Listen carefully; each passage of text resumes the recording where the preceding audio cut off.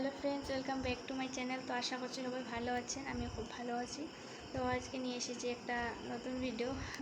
তো আজকে আমি বানাবো পর্ক কারি। তো আজকে আমি রান্নাটা একদম চোখায় করব, মানে চুলোয় করব। তো একদম কম মশলা দিয়ে বানাবো।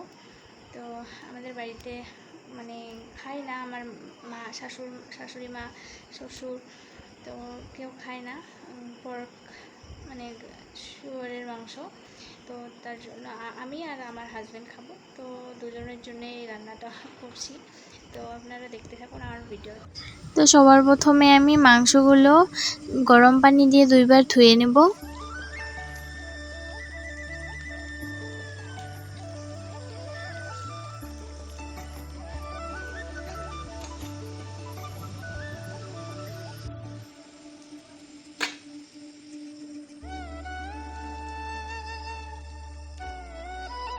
তারপর আমি মিক্সিতে দিয়ে দেব পেঁয়াজ,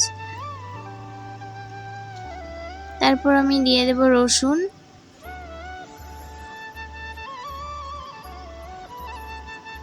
তারপর আমি দিয়ে দেব 2টো কাঁচা লঙ্কা, তারপরে আমি দিয়ে দিচ্ছি 1 চামচ জিরে, তারপর একটু পানি দিয়ে মিক্সিতে পেস্ট করে নেব। আমি এখানে কড়াইটা ভালো করে গরম করে নিয়েছি। তারপর আমি মাংসগুলো দিয়ে দিলাম।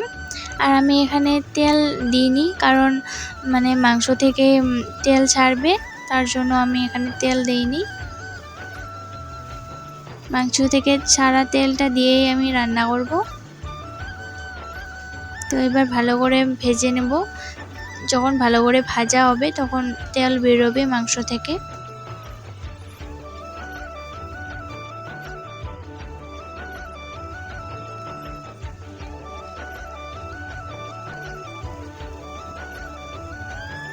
তো আমি মাংসগুলো ভালো করে ভেজে নিয়েছি, দেখুন কতগুলো তেল বেরিয়েছে মাংস থেকে।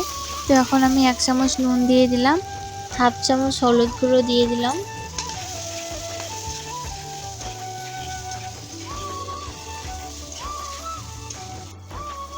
তো এবার আমি দিয়ে দিলাম আলু।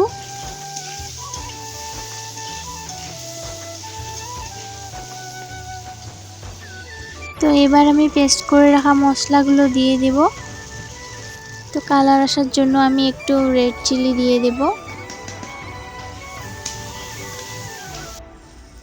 এবার মশলাগুলো ভালো করে ভাজা হয়ে গেছে, তারপরে আমি একটু পানি দিয়ে দিলাম। তারপর একটু নাড়াচাড়া করে আমি ঢাকনা চাপা দিয়ে দেব 3 মিনিটের জন্য।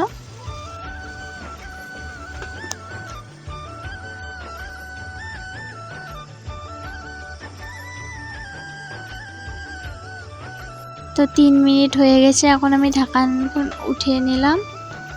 দেখুন কালারটা কি সুন্দর এসেছে।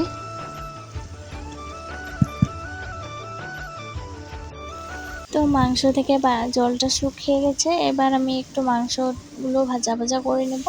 তারপর আমি দিয়ে দেব আরও পানি।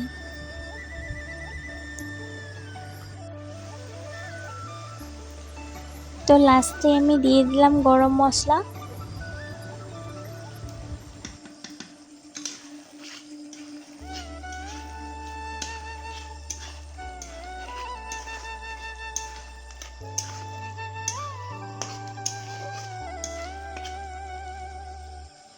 এবার আমি নামিয়ে নেব।